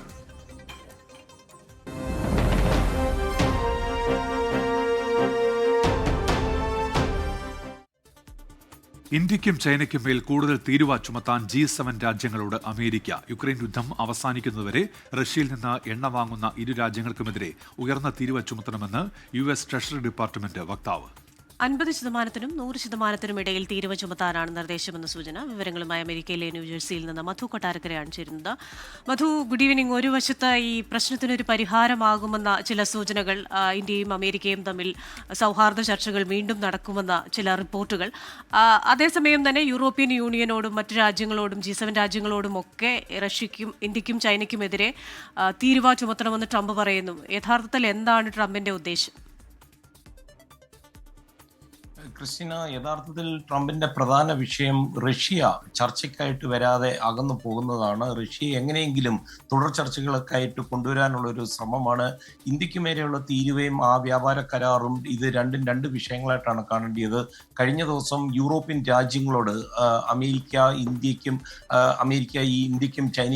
ചൈനയ്ക്കുമെതിരെ 100% തീരുവ ഏർപ്പെടുത്തണമെന്ന് ആവശ്യപ്പെട്ടിരുന്നു. ഇപ്പോൾ G7 രാജ്യങ്ങളോടും ഇതേ രീതിയിൽ തന്നെ ഇന്ത്യക്കും ചൈനയ്ക്കുമെതിരെ ഉയർന്ന തീരുവ ഏർപ്പെടുത്തണമെന്ന് ആവശ്യപ്പെട്ടിരിക്കുകയാണ്. യുക്രൈൻ യുദ്ധം അവസാനിപ്പിക്കുവാൻ റഷ്യയെ സാമ്പത്തിക സമ്മർദ്ദത്തിലൊക്കെ ആക്കി ചർച്ചകളിലേക്ക് കൊണ്ടുവരാനുള്ള ശ്രമങ്ങളുടെ ഭാഗമായിട്ടാണ് അമേരിക്ക ഇന്ത്യക്കും ചൈനയ്ക്കുമെതിരെ തിരിഞ്ഞിരിക്കുന്നത്. ചൈനയും ഇന്ത്യയും റഷ്യൻ എണ്ണ വലിയ തോതിൽ വാങ്ങുന്നതിലൂടെ റഷ്യയെ സാമ്പത്തികമായി സഹായിക്കുന്നുവെന്നാണ് അമേരിക്ക തുടർച്ചയായിട്ട് ആരോപിക്കുന്നത്. ഇന്ന് നടക്കുന്ന ഒരു വീഡിയോ കോളിൽ G7 ധനമന്ത്രിമാർ US നിർദ്ദേശം ചർച്ച ചെയ്യുമെന്നാണ് അറിയാൻ സാധിച്ചത്. G7 രാജ്യങ്ങൾ അമേരിക്കയ്ക്കൊപ്പം ഈ വിഷയത്തിൽ നിൽക്കുമെന്നുള്ളൊരു പ്രതീക്ഷയിലാണ് US treasury department. Financial times ആണ് അമേരിക്കയുടെ ഈ നീക്കം ഇപ്പോൾ പുറത്തുവിട്ടിരിക്കുന്നത്. കൃത്യമായി എത്രയാണ് ഈ തീരുവ ഉയർത്തണമെന്നൊരു വ്യക്തതയില്ലെങ്കിലും 50 മുതൽ 100% അമേരിക്ക ആവശ്യപ്പെടുന്നതെന്നാണ് കരുതുന്നത്. G7 രാജ്യങ്ങൾ എന്ന് പറയുമ്പോൾ Canada, France, Germany, Italy, Japan, അമേരിക്കയും അതുകൂടാതെ UK-യുമാണ് ഉള്ളത്. G7 പ്രസിഡന്റ് സ്ഥാനം ഇപ്പോൾ വഹിക്കുന്നത് കാനഡയാണ്. കാനഡ പറയുന്നത് US-ഉമായിട്ടുള്ള ഒരു ചർച്ചകളെ തുടർന്നാണ് ഇപ്പോൾ ഈ ധനമന്ത്രിമാരുടെ യോഗം വിളിച്ചിട്ടുണ്ടെന്നാണ്. നമുക്കറിയാം ജൂണിൽ ആൽബർട്ടയിൽ G7 ഗ്രൂപ്പിന്റെ ഒരു ഉച്ചകോടി നടന്നിരുന്നു. കാനഡയായിരുന്നു ആതിഥേയത്വം വഹിച്ചത്. പ്രത്യേക ക്ഷണിതാവായിട്ട് ഇന്ത്യൻ പ്രധാനമന്ത്രി നരേന്ദ്രമോദി കൂടി പങ്കെടുത്ത ഒരു യോഗമാണ് ഇപ്പോൾ ഇന്ന് ഇന്ത്യക്കെതിരെയും അല്ലെങ്കിൽ ചൈനയ്ക്കെതിരെയും തീരുവ ഏർപ്പെടുത്തണമോ എന്നുള്ള ഒരു കാര്യം തീർപ്പാക്കാൻ വേണ്ടിയുള്ള യോഗം കൂടുന്നത്. ഉന്മേഷ്, ക്രിസ്റ്റീന. ശരി, മധു കൊട്ടാരക്കരയാണ് അമേരിക്കയിൽ നിന്ന് വിശദാംശങ്ങൾ നൽകിയത്. ഇന്ത്യ അമേരിക്ക വ്യാപാര കരാർ ഉടൻ കരാറിൽ ഒപ്പുവെക്കുമെന്ന് ഇന്ത്യയിലെ നിയുക്ത അമേരിക്കൻ സ്ഥാനപതി സെർജിയോ ഗോർ അറിയിച്ചു. ഇന്ത്യൻ വാണിജ്യകാര്യമന്ത്രിയെ വ്യാപാര ചർച്ചയ്ക്കായി അടുത്തയാഴ്ച വാഷിംഗ്ടണിലേക്ക് ട്രംപ് ക്ഷണിച്ചിട്ടുണ്ടെന്നും സെർജിയോ ഗോർ വ്യക്തമാക്കി. ഇന്ത്യ അമേരിക്കയുടെ തന്ത്രപ്രധാനമായ പങ്കാളിയെന്നും പ്രധാനമന്ത്രി നരേന്ദ്രമോദിയും ട്രംപും തമ്മിലുള്ളത് ആഴത്തിലുള്ള ബന്ധമെന്നും ഗോർ പറഞ്ഞു. സ്ഥാനപതിയായുള്ള നിയമന അംഗീകാരത്തിനായുള്ള സെനറ്റ് യോഗത്തിനിടെയാണ് സെർജിയോ ഗോറിന്റെ പരാമർശം.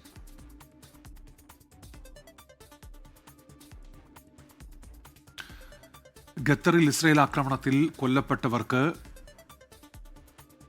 വലിയ യാത്രയയപ്പ്. ഖത്തർ പ്രതിനിധി അൻവർ പാലേരി തയ്യാറാക്കിയ റിപ്പോർട്ടിലേക്ക്. ഖത്തറിന്റെ സമീപകാല ചരിത്രത്തിലെ ഏറ്റവും വികാര നിർഭരമായ നിമിഷങ്ങൾക്കാണ് ഇന്നലെ വൈകുന്നേരം ദോഹയിലെ ഇമാം മുഹമ്മദ് ബിൻ അബ്ദുൽ വഹാബ് മസ്ജിദ് സാക്ഷ്യം വഹിച്ചത്. ചൊവ്വാഴ്ച ഇസ്രായേൽ നടത്തിയ തികച്ചും അപ്രതീക്ഷിതമായ ആക്രമണത്തിൽ രക്തസാക്ഷികളായ 6 പേർക്കും ഖത്തർ വീരോചിതമായ യാത്രയയപ്പ് തന്നെ നൽകി. ഇതിൽ കൊല്ലപ്പെട്ട ഖത്തർ ആഭ്യന്തര സുരക്ഷാ വിഭാഗമായ ലക്വിയയുടെ കമാൻഡർ ബദർ സാദ് മുഹമ്മദ് അൽ ദോസരിയുടെ മയ്യത്ത് ഖത്തർ ദേശീയ പതാക പുതപ്പിച്ചാണ് പള്ളിയിലേക്ക് എടുത്തതെങ്കിൽ ആക്രമണത്തിൽ കൊല്ലപ്പെട്ട മറ്റ് 5 ഫലസ്തീൻകാരുടെ മൃതദേഹങ്ങൾ ഫലസ്തീൻ ദേശീയ പതാക പുതപ്പിച്ചാണ് പള്ളിയിലേക്ക് എടുത്തത്. ഖത്തർ അമീർ Sheikh Tamim bin Hamad Al Thani തന്നെ മയ്യത്ത് നമസ്കാരത്തിന് നേതൃത്വം നൽകി. അതുപോലെ തന്നെ മയ്യത്ത് നമസ്കാരത്തിന് ശേഷം ഖത്തർ അമീർ തന്നെ ഈ മരിച്ചവരുടെ ബന്ധുക്കളെ നേരിട്ട് ആശ്വസിപ്പിക്കുന്ന രംഗങ്ങളും അൽ ജസീറ ചാനൽ തത്സമയം സംപ്രേഷണം ചെയ്തിരുന്നു. ഇതും വളരെ ഹൃദയസ്പൃക്കായ ദൃശ്യമായിരുന്നു. നമുക്കറിയാം, പ്രവാസികൾ ഉൾപ്പെടെയുള്ള നൂറുകണക്കിന് ആളുകളാണ് മയ്യത്ത് നമസ്കാരത്തിനായി അതുപോലെ തന്നെ ഈ ധീര രക്തസാക്ഷികൾക്ക് യാത്രയപ്പ് നൽകാനായി പള്ളിയിലെത്തിയത്. എന്തായാലും ഖത്തറിന്റെ മാത്രമല്ല, ഗൾഫ് പശ്ചിമേഷ്യൻ രാഷ്ട്രീയത്തിൽ തന്നെ പുതിയ ചില നടപടികൾക്കും മാറ്റങ്ങൾക്കുമൊക്കെ ഈ ഇസ്രായേലിന്റെ ഈ ഏകപക്ഷീയമായ ആക്രമണം, അപ്രതീക്ഷിതമായ ആക്രമണം കാരണമാകുമെന്ന് തന്നെയാണ് വിലയിരുത്തപ്പെടുന്നത്. ഖത്തറിൽ ഇസ്രയേൽ നടത്തിയ ആക്രമണത്തെ അപലപിച്ച UN സെക്യൂരിറ്റി കൌൺസിൽ അമേരിക്കയടക്കം 15 രാജ്യങ്ങൾ പിന്തുണച്ച പ്രമേയത്തിൽ ഇസ്രയേലിന്റെ പേരെടുത്ത് പറയാതെയാണ് അപലപിച്ചിരിക്കുന്നത്. ഖത്തറിന് ഐക്യദാർഢ്യം പ്രഖ്യാപിച്ച സെക്യൂരിറ്റി കൌൺസിൽ മേഖലയിൽ വർദ്ധിക്കുന്ന സംഘർഷത്തിന് അയവ് വേണമെന്നും ആവശ്യപ്പെട്ടു. യമൻ ജയിലിൽ തടവിൽ കഴിയുന്ന നിമിഷപ്രിയയെ ജയിലിൽ സന്ദർശിച്ച 24 ഖത്തർ പ്രതിനിധി അൻവർ പാലേരി യമനിലെ സനാ സിറ്റി ജയിലിലെത്തിയതായിരുന്നു. അൻവർ പാലേരി നിമിഷപ്രിയയുമായി സംസാരിച്ചത്. ജയിൽ മോചിതയാവാൻ നിമിഷപ്രിയ സഹായം അഭ്യർത്ഥിച്ചു. പുറത്തു നടക്കുന്ന കാര്യങ്ങളെപ്പറ്റി അറിയില്ലെന്ന് നിമിഷപ്രിയ പറഞ്ഞു. അൻവർ പാലേരി തയ്യാറാക്കിയ റിപ്പോർട്ടിലേക്ക്. ഞങ്ങൾ ദോഹയിൽ നിന്ന് പുറപ്പെട്ട് തന്നെ നിമിഷപ്രിയയെ നേരിൽ കാണുക, ഏതെങ്കിലും തരത്തിൽ അവരെ മോചിപ്പിക്കാനുള്ള ഒരു സാധ്യത, അവസാനത്തെ സാധ്യത ഉണ്ടെങ്കിൽ ആ സാധ്യത കൂടി പരീക്ഷിച്ചു നോക്കുക. കാരണം കാന്തപുരം ഉസ്താദ് ഉൾപ്പെടെയുള്ളവരുടെ ഇടപെടലിനെ തുടർന്ന് വധശിക്ഷ തൽക്കാലം ഫ്രീസ് ചെയ്തിട്ടുണ്ടെങ്കിലും അത് ഉടനെ നടപ്പാക്കുമെന്ന തരത്തിലുള്ള വാർത്തകൾ ഇന്നലെയും മെനഞ്ഞാനും കഴിഞ്ഞ 2 ദിവസങ്ങൾക്ക് മുമ്പൊക്കെ പലതരത്തിലും യമൻ മീഡിയകളിൽ വ്യാപകമായിട്ട് അറബിക് മീഡിയകളിൽ പ്രചരിക്കുന്നുണ്ട്. ഈ സാഹചര്യത്തിൽ വളരെ പേടിയോടും ആശങ്കയോടും കൂടിയാണ് വന്നത്. അപ്പൊ ഈ വരുന്ന വഴി തന്നെ നേരത്തെ പറഞ്ഞതുപോലെ 3-4 രാജ്യങ്ങൾ കടന്നാണ് ഇവിടെ എത്തിയത്. വന്നതിന് ശേഷം തന്നെ വരുന്ന വഴിയിൽ തന്നെ വലിയ തരത്തിലുള്ള ഇസ്രായേലിന്റെ ആക്രമണം മുന്നിൽ കാണേണ്ടി വന്നു. അത്തരമൊരു അനുഭവവും കടന്നു. പക്ഷേ ഇന്ന് ഇവിടെയുള്ള ഇതിൽ നമുക്ക് ഏറ്റവും എടുത്തു പറയേണ്ടത് ദോഹ കേന്ദ്രീകരിച്ച് കഴിഞ്ഞ കുറച്ചു നാളുകളായി വലിയ തരത്തിലുള്ള ചർച്ചകൾ നടക്കുന്നുണ്ടായിരുന്നു. സുബൈർ മുല്ലോളി എന്ന് പറയുന്ന ഒരു കോഴിക്കോട്ടുകാരൻ, അദ്ദേഹം ഖത്തറിൽ ഇത്തരത്തിലുള്ള നിയമ കാര്യങ്ങളൊക്കെ ചെയ്യുന്ന ഒരു മനുഷ്യനാണ്. എന്റെ വളരെ അടുത്ത സുഹൃത്തുമാണ്. ചാണ്ടി ഉമ്മൻ ഇത്തവണ ദോഹയിൽ വന്നപ്പോഴാണ് ഇതിന്റെ കാര്യം സുബൈറുമായും നമ്മളുമൊക്കെയായി സംസാരിക്കുന്നത്. അങ്ങനെയാണെങ്കിൽ എന്തെങ്കിലും തരത്തിൽ യമനിലെത്തി അവരെ കാണാൻ പറ്റുകയും ജയിലിൽ അവരെ ചെന്ന് കാണാൻ പറ്റുന്ന എന്തെങ്കിലും സംവിധാനമുണ്ടെങ്കിൽ നിങ്ങൾ ചെയ്തോളൂ, ഞങ്ങൾ കൂടെ നിൽക്കാം, അതുപോലെ മലയാളി സമൂഹം മൊത്തം കൂടെയുണ്ട് എന്നൊരു ഉറപ്പ് സുബൈറിനും അതുപോലെ നമുക്കും ചാണ്ടി ഉമ്മൻ ദോഹയിൽ വെച്ച് തന്നിരുന്നു. അതിന്റെ ഒരു അടിസ്ഥാനത്തിലാണ് നമ്മൾ ഇത്തരം ഒരു സാഹസിക യാത്രക്ക് പുറപ്പെട്ടതും. നിമിഷപ്രിയ വളരെ കോൺഫിഡൻസ് ഉണ്ടെങ്കിൽ പോലും എന്നെ എങ്ങനെയെങ്കിലും പുറത്തിറക്കണം, എന്താണ് നടക്കുന്നത് എന്നെനിക്കറിയില്ല. അവരെ സംബന്ധിച്ചിടത്തോളം കാര്യങ്ങൾ എന്തു നടക്കുന്നു എന്നിട്ട് അമ്മയെ കൂട്ടി സാമൂഹിൽ വന്നിരുന്നു, അതല്ലാതെ മറ്റു കാര്യങ്ങളൊന്നും അവർക്കറിയില്ല. അമ്മ വന്നാൽ കുറെ കരയും, മറ്റൊന്നുമില്ല, എന്നെ എങ്ങനെയെങ്കിലും പുറത്തിറക്കൂ. ഞങ്ങളും വളരെ ആശ്വസിപ്പിച്ചു. അതോടൊപ്പം തന്നെ ജയിലിൽ അവരുടെ പ്രൊട്ടക്ഷന് വേണ്ടിയുള്ള ഒരു വനിതയുണ്ട്, യമൻ വനിതയാണ്. അവരും നമ്മളോട് വളരെ റിക്വസ്റ്റ് ചെയ്ത് പറയുന്നു, എങ്ങനെയെങ്കിലും നിമിഷയെ നിങ്ങൾ നാട്ടിലെത്തിക്കൂ, മോചിപ്പിക്കൂ. കാരണം നല്ലൊരു സ്ത്രീയാണ്, നല്ലൊരു പെണ്ണാണ്, നല്ലൊരു സ്ത്രീയാണ്. എങ്ങനെയെങ്കിലും നിങ്ങൾ ഇവരെ നാട്ടിലെത്തിച്ചാൽ അത് വലിയൊരു പുണ്യമായിരിക്കും എന്നാണ് ആ സ്ത്രീ. സത്യം പറഞ്ഞാൽ നമ്മുടെ കണ്ണ് നിറഞ്ഞുപോയി. ഇനി നമ്മൾ മലയാളികളാണ്. 24ഉം അതുപോലെ കേരളത്തിലുള്ള അല്ലെങ്കിൽ ഇന്ത്യയിലുള്ള ലോകത്തുള്ള മുഴുവൻ മലയാളി സമൂഹവും ചേർന്ന് നിന്നാൽ നമുക്ക് നിമിഷപ്രിയയെ ഇറക്കാൻ പറ്റും. ഇനി അന്താരാഷ്ട്ര വാർത്തകൾ ചുരുക്കത്തിൽ.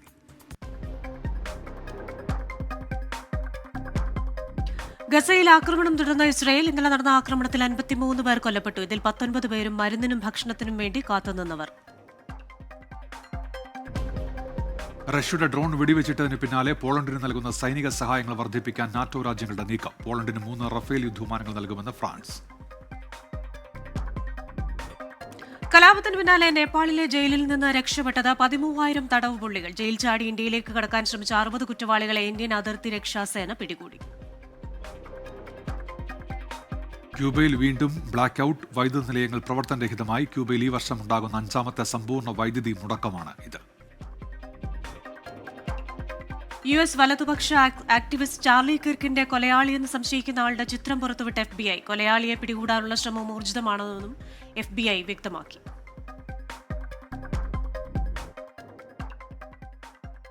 CPI സംസ്ഥാന സമ്മേളനം ഇന്ന് സമാപിക്കും. വൈകിട്ട് ആലപ്പുഴ ബീച്ചിൽ നടക്കുന്ന പൊതുസമ്മേളനം ജനറൽ സെക്രട്ടറി D. രാജ ഉദ്ഘാടനം ചെയ്യും. സംസ്ഥാന സെക്രട്ടറിയായി ബിനോയ് വിശ്വം തുടരും.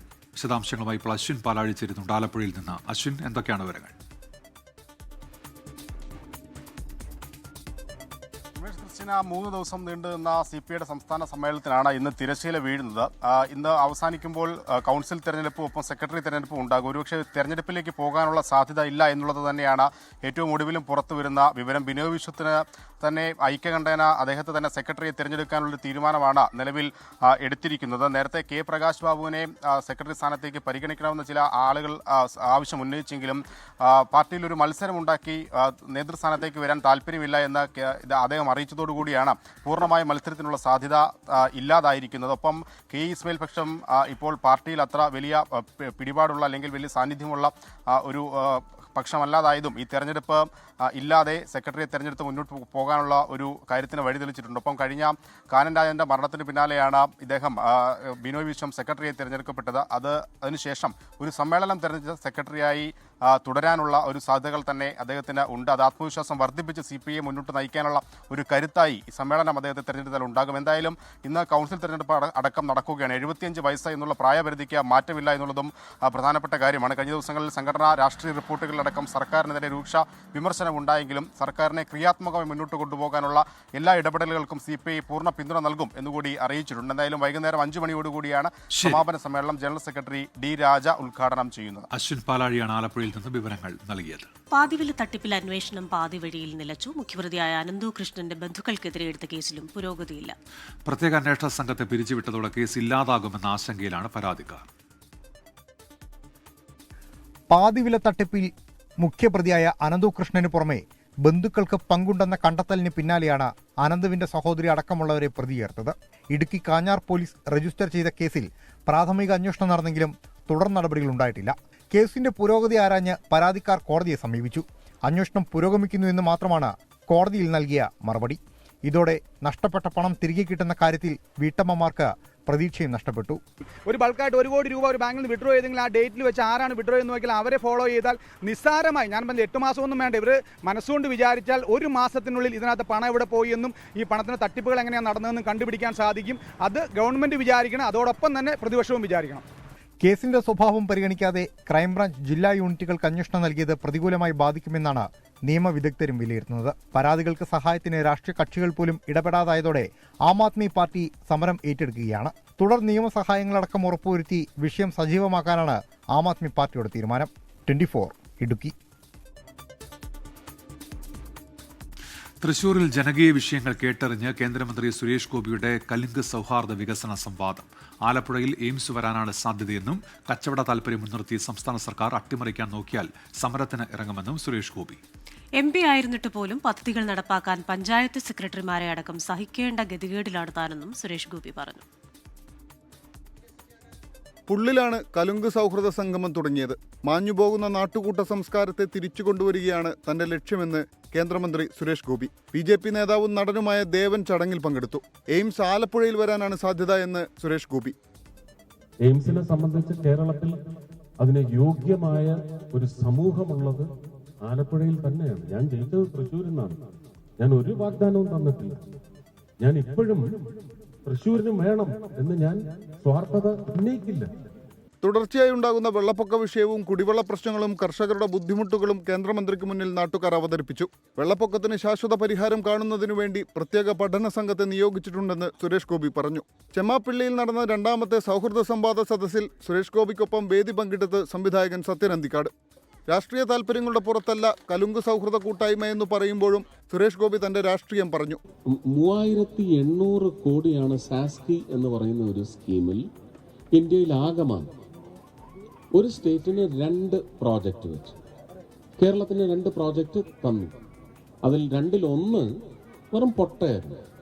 അത് ഞങ്ങൾക്ക് അംഗീകരിക്കാൻ പറ്റിയില്ല, തിരിച്ചയച്ചു. എയിംസിന്റെ കാര്യത്തിൽ സംസ്ഥാനത്തിന് എന്തെങ്കിലും ഡിസൈൻ ഉണ്ടെങ്കിൽ അതിനും മേലെ കേന്ദ്രത്തിനൊരു ഡിസൈൻ ഉണ്ടെന്നും വഴങ്ങേണ്ടി വരുമെന്നും കേന്ദ്രമന്ത്രി. തദ്ദേശ തിരഞ്ഞെടുപ്പ് അടുത്തു നിൽക്കുന്നതിനാൽ വരും നാളുകളിലും കലുങ്ക് സൗഹൃദ കൂട്ടായ്മയെ മുന്നോട്ട് കൊണ്ടുപോകാനാണ് BJP ലക്ഷ്യമിടുന്നത്. 24 തൃശൂർ. ഡിവൈഎഫ്ഐയുടെ ഹൃദയപൂർവ്വം പൊതിച്ചോറ് വിതരണത്തിലേക്ക് വിവാഹ ദിവസം 500 പൊതിച്ചോറുകൾ നൽകി നവവധു. വണ്ടാനം മെഡിക്കൽ കോളേജ് ആശുപത്രിയിലെ വിതരണത്തിനായാണ് നവവധു അഡ്വക്കേറ്റ് ബാല പൊതിച്ചോറുകൾ നൽകിയത്. പൊതിച്ചോറുകൾ ശേഖരിക്കാനായി വീടുകൾ തോറും കയറി ഇറങ്ങിയ ഡിവൈഎഫ്ഐ പ്രവർത്തകരെ ആശ്ചര്യപ്പെടുത്തിയത് നൂർനാട് ആലപ്പുഴ ജില്ലാ പഞ്ചായത്ത് അംഗം അഡ്വക്കേറ്റ് തുഷാരയുടെയും പോലീസ് ഉദ്യോഗസ്ഥനായ വിവേക് കുമാറിന്റെയും മകളാണ് അഡ്വക്കേറ്റ് ബാല.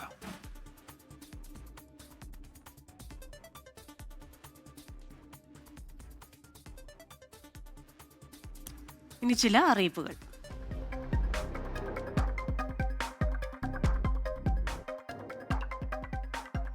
ആലപ്പുഴ മാരാരിക്കുളം റെയിൽവേ സ്റ്റേഷനുകൾക്കിടയിലുള്ള തുമ്പോളി റെയിൽവേ ഗേറ്റ് ഇന്ന് രാവിലെ 8 മുതൽ വൈകിട്ട് 5 വരെ അടച്ചിടും. വാഹനങ്ങൾ മംഗലം ഗേറ്റ് വഴി പോകാൻ നിർദ്ദേശം. വിജ്ഞാന കേരളം പദ്ധതിയുടെ ഭാഗമായി തലശ്ശേരി ബ്ലോക്ക് പഞ്ചായത്തും തലശ്ശേരി നഗരസഭയും ചേർന്ന് പ്രാദേശിക ജോബ് ഫെയർ സംഘടിപ്പിക്കുന്നു. 13-ാം തീയതി ശനിയാഴ്ച Thalassery saint Joseph higher secondary സ്കൂളിലാണ് ജോബ് ഫെയർ. സർക്കാർ മെഡിക്കൽ കോളേജുകൾ RACCC സ്വകാര്യ സ്വാശ്രയ മെഡിക്കൽ കോളേജുകളിലേക്ക് ഈ അധ്യയന വർഷത്തെ ബിരുദാനന്തര ബിരുദ മെഡിക്കൽ ഡിഗ്രി കോഴ്സുകളിലേക്ക് പ്രവേശനത്തിന് അപേക്ഷ ക്ഷണിച്ചു. സെപ്റ്റംബർ 22 വൈകിട്ട് 4 മണി വരെ ഓൺലൈനായി അപേക്ഷ നൽകാം. എറണാകുളം ജില്ലയിൽ വിമുക്ത ഭടന്മാർ, വിധവകൾ എന്നിവർക്ക് 2025-26 സാമ്പത്തിക സഹായം ലഭിക്കുന്നതിന് അപേക്ഷകൾ ക്ഷണിച്ചു. വാർഷിക വരുമാനം 2 ലക്ഷത്തിൽ താഴെയുള്ള യോഗ്യരായവർ ആവശ്യമായ രേഖകൾ സഹിതം ജില്ലാ സൈനിക ക്ഷേമ ഓഫീസിൽ അപേക്ഷ നൽകണം. കോഴിക്കോട് ഓമശ്ശേരി കോടഞ്ചേരി റോഡിൽ ടാറിംഗ് നടക്കുന്നതിനാൽ ഇതുവഴിയുള്ള ഗതാഗതം ഇന്നു മുതൽ നിരോധിച്ചു. അറ്റകുറ്റപ്പണികൾ പൂർത്തിയാകും വരെയാണ് നിയന്ത്രണം. കോടഞ്ചേരി ഭാഗത്തേക്കുള്ള വാഹനങ്ങൾ മൈക്കാവ് വഴിയും ശാന്തിനഗർ തോട്ടത്തിൻകടവ് വഴിയും പോകണം. ഇപ്പോൾ വരുന്ന ഒരു വാർത്തയിലേക്ക്. കോഴിക്കോട് നഗരത്തിൽ ലഹരിവേട്ട 26 ഗ്രാം MDMA-യുമായി തൊണ്ടയാട് നെല്ലിക്കോട് സ്വദേശി അക്ഷയ് പിടിയിലായി. കോഴിക്കോട് നിന്ന് വിശദാംശങ്ങളുമായി മിഥില ബാലനാണ് ചേരുന്നത്. മിഥില, എപ്പോഴായിരുന്നു ഈ ലഹരിവേട്ട? കൂടുതൽ വിശദാംശങ്ങൾ. ഇയാൾ മുൻപും ഇത്തരത്തിൽ ലഹരി കടത്തുന്ന ഒരു ചരിത്രം ഇയാൾക്കുണ്ടോ? ഉന്മേഷി ക്രിസ്റ്റീന, ഇന്ന് പുലർച്ചെയാണ് ഈ ഒരു ലഹരിവേട്ട ഉണ്ടായത്. കോഴിക്കോട് നഗരത്തിൽ തന്നെയാണ്. തൊണ്ടയാട് കോപ്പർ ഫോളിയയ്ക്ക് എതിർവശം വെച്ചാണ് ഈ ഒരു MDMA പിടികൂടിയത്. ഡൻസാഫും ഒപ്പം തന്നെ മെഡിക്കൽ കോളേജ് പോലീസും ചേർന്നാണ് പ്രതിയെ പിടികൂടിയിട്ടുള്ളത്. 26 ഗ്രാം MDMA ആണ് പ്രതിയിൽ നിന്നും കണ്ടെടുത്തിട്ടുള്ളത്. തൊണ്ടയാട് നെല്ലിക്കോട് സ്വദേശി അക്ഷയ് TP ആണ് പിടികൂടിയിട്ടുള്ളത്. ഈ നാഷണൽ ഹൈവേയുടെയും സർവീസ് റോഡുകളിലെയും മാളുകളും ബാറുകളും കേന്ദ്രീകരിച്ച് ലഹരി മാഫിയ തമ്പടിക്കുന്നുണ്ടെന്ന വിവരത്തിന്റെ അടിസ്ഥാനത്തിൽ കഴിഞ്ഞ കുറെ കാലമായി ഡൻസാഫ് സംഘം പ്രത്യേക നിരീക്ഷണം നടത്തിയിട്ടുണ്ടായിരുന്നു. ആ നിരീക്ഷണം നടത്തിയതിന്റെ ഭാഗമായിട്ടുള്ള പരിശോധനയിലാണ് ഇത്തരത്തിൽ 26 ഗ്രാം MDMA-യുമായി തൊണ്ടയാട് നെല്ലിക്കോട് സ്വദേശി അക്ഷയിനെ പിടികൂടിയിട്ടുള്ളത്. ഇതിനു മുൻപ് ഇത്തരത്തിൽ കേസിൽ ഉൾപ്പെട്ടിട്ടുണ്ടോ അത്തരം കാര്യങ്ങളെല്ലാം തന്നെ വരും മണിക്കൂറുകളിൽ മാത്രമേ വ്യക്തമാവുകയുള്ളൂ. ഇന്ന് പുലർച്ചെയാണ് ഈ ഒരു സംഭവം ഉണ്ടായത്. മിഥില ബാലനാണ് കോഴിക്കോട് നിന്ന് വിവരങ്ങൾ നൽകിയത്. തമിഴക വെട്രിക്കഴകം അധ്യക്ഷൻ വിജയിയുടെ തെരഞ്ഞെടുപ്പ് പര്യടനത്തിന് നാളെ തുടക്കമാകും. തിരുച്ചിറപ്പള്ളി ഉൾപ്പെടെ 3 ജില്ലകളിലാണ് നാളെ പര്യടനം. കർശന ഉപാധികളോടെയാണ് പോലീസ് വിജയുടെ റാലിക്ക് അനുമതി നൽകിയിരിക്കുന്നത്.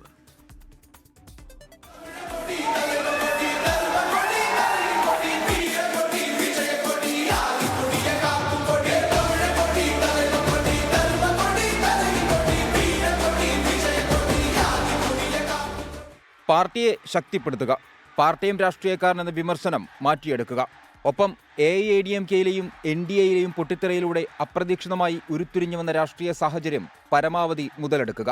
വിജയ്ക്ക് ലക്ഷ്യങ്ങളേറെയുണ്ട്. നാളെ രാവിലെ 10:30 തിരുച്ചിറപ്പള്ളിയിൽ നിന്നാണ് സംസ്ഥാന പര്യടനത്തിന് തുടക്കം.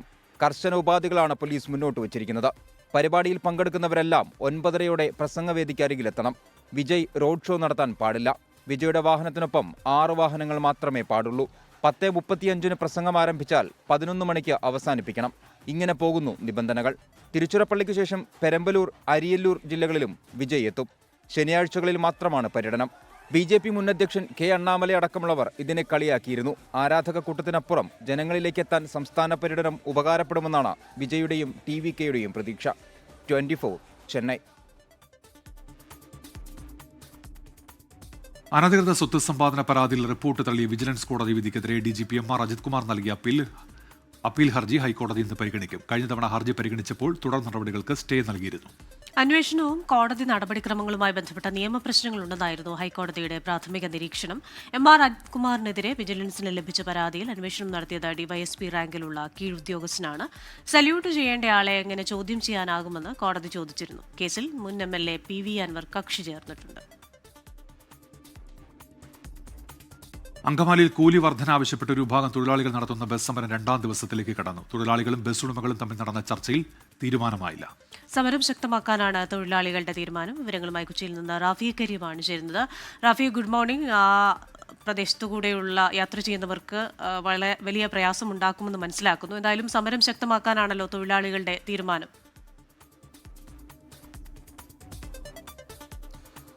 ക്രിസ്റ്റീന, തീർച്ചയായും ശക്തമായ സമരത്തിലേക്ക് 2ാം ദിവസം കടക്കാനാണ് തൊഴിലാളികൾ തീരുമാനിച്ചിരിക്കുന്നത്. ഇന്നലെയാണ് ഈ സമരം ആരംഭിച്ചത്. കൂലി വർധനവടക്കമുള്ള കാര്യങ്ങൾ ആവശ്യപ്പെട്ടുകൊണ്ടുള്ള സമരമാണ് ബസ് തൊഴിലാളികൾ ഇന്നലെ ആരംഭിച്ചത്. ഒരു വിഭാഗം തൊഴിലാളികളായിരുന്നു ഇന്നലെ മുതൽ സമരത്തിൽ പങ്കെടുത്തത്. ഈ സമരം പിന്നീട് അല്പം അക്രമാസക്തമാകുന്നത് നമ്മൾ കണ്ടിരുന്നു. ഈ സമരത്തിന് പങ്കെടുക്കാത്ത മറ്റ് തൊഴിലാളികൾ സ്വകാര്യ ബസ്സുകളുമായി സർവീസ് നടത്തിയതാണ് ഈ സമരാനുകൂലികളും ഈ യാത്രയുണ്ടായിരുന്ന ബസ് തൊഴിലാളികളും തമ്മിലുള്ള പ്രശ്നങ്ങൾക്ക് കാരണമായത്. ഇതിനുശേഷം ഇന്നലെ വൈകിട്ട് ഈ ബസ്സിൻ്റെ ഉടമകളും ഒപ്പം തന്നെ തൊഴിലാളി സംഘടനാ നേതാക്കളും പോലീസും ചേർന്ന് ഒരു ചർച്ച നടത്തിയിരുന്നു. ഈ ചർച്ചയിൽ കാര്യമായ പരിഹാരമുണ്ടാകാതെ വന്നതോടുകൂടിയാണ് 2ാം ദിനവും ശക്തമായ സമരവുമായി മുന്നോട്ട് പോകാൻ ഒരു വിഭാഗം തൊഴിലാളികൾ തീരുമാനിച്ചത്. പ്രധാനമായും കൂലി വർധനമാണ് ഇവർ ആവശ്യപ്പെടുന്നത്. ഒപ്പം തന്നെ ഈ ബസ്സുമായി ബന്ധപ്പെട്ടുകൊണ്ടുള്ള മറ്റു കാര്യങ്ങൾ കൂടി പരിഹരിക്കണമെന്നുള്ള ആവശ്യവും ഇവർ മുന്നോട്ട് വച്ചിട്ടുണ്ട്. എന്നാൽ കൂലി വർധന അടക്കമുള്ള കാര്യങ്ങളിൽ കാര്യമായ അനുകൂലമായൊരു തീരുമാനം ഉടമകളിൽ നിന്ന് ഉണ്ടാകാതെ വന്നതോടുകൂടിയാണ് സമരം വീണ്ടും മുന്നോട്ട് പോകുന്നത്.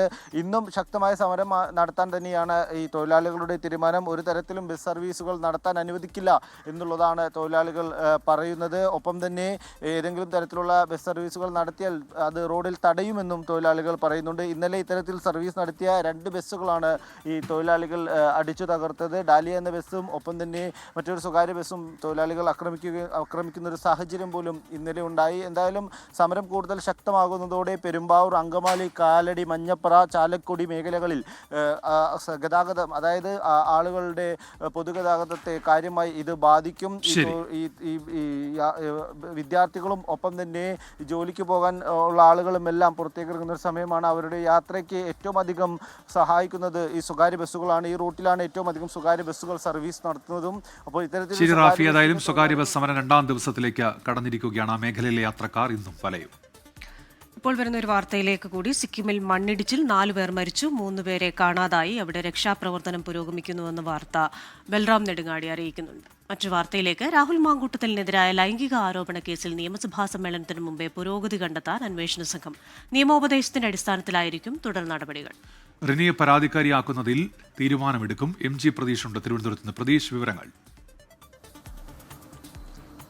ഉന്മേഷ, 3ാം കക്ഷികളല്ലാത്ത പരാതിക്കാർ രംഗത്ത് വരാത്തതാണ് ക്രൈംബ്രാഞ്ച് അന്വേഷണത്തിൽ നേരിടുന്ന പ്രധാനപ്പെട്ട വെല്ലുവിളി. പക്ഷേ നിയമസഭാ സമ്മേളനം ആരംഭിക്കാനിരിക്കെ അതിനു മുമ്പ് അന്വേഷണത്തിൽ പുരോഗതി കണ്ടെത്താനുള്ള തീവ്ര ശ്രമത്തിലാണ് നിലവിൽ ക്രൈംബ്രാഞ്ച് ഉള്ളത്. അതിനുള്ള നടപടിക്രമങ്ങൾ ഇതിനോടകം തന്നെ ആരംഭിച്ചിട്ടുണ്ട്. പ്രധാനമായും ഈ നിയമോപദേശം തേടിക്കൊണ്ടാണ് ക്രൈംബ്രാഞ്ച് മുന്നോട്ട് പോകുന്നത്. ഈ പരാതിക്കാരിയായ നേരത്തെ പരാതി ഉന്നയിച്ച റിനിയെ ഒരു പരാതിക്കാരിയാക്കി അന്വേഷണവുമായി മുന്നോട്ട് പോകാനുള്ള ഒരു ശ്രമവും ക്രൈംബ്രാഞ്ചിന്റെ ഭാഗത്ത് നിന്ന് ഉണ്ടാകുന്നുണ്ട്. പക്ഷേ ഈ പ്രധാനപ്പെട്ട ഇരകളൊന്നും തന്നെ നിയമ നടപടിക്ക് ഇല്ല എന്നുള്ള ഒരു മൊഴിയാണ് ക്രൈംബ്രാഞ്ചിന് മുന്നിൽ നടത്തിയത്. അതുകൊണ്ട് തന്നെയാണ് അത്തരത്തിലൊരു കടുത്ത വകുപ്പുകൾ ചുമത്തി അന്വേഷണവുമായി മുന്നോട്ട് പോകാൻ ക്രൈംബ്രാഞ്ചിന് തടസ്സമായി നിൽക്കുന്നത്. പക്ഷേ മറ്റ് കൂടുതൽ വിവരങ്ങളും ഈ ക്രൈംബ്രാഞ്ച് സംഘം ശേഖരിച്ചിട്ടുണ്ട്. ഗർഭചിത്രം നടത്താൻ ഈ രാഹുൽ മാങ്കൂട്ടത്തിനെ സുഹൃത്ത് സഹായിച്ചു എന്നുള്ള ചില തെളിവുകളൊക്കെ തന്നെ ക്രൈംബ്രാഞ്ചിന് ലഭിച്ചിട്ടുണ്ട്. അത് ഒരു യുവ വ്യവസായിയാണെന്നുള്ള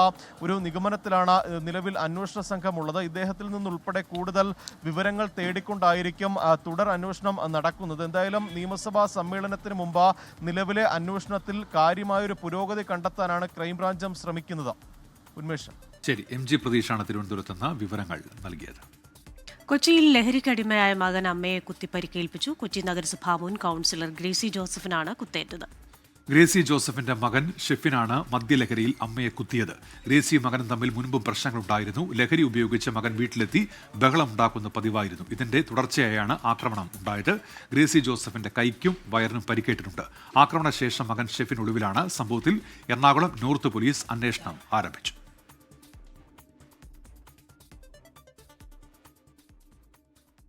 മോർണിംഗ് ന്യൂസിന്റെ സമയം പൂർണ്ണമാവുകയാണ്.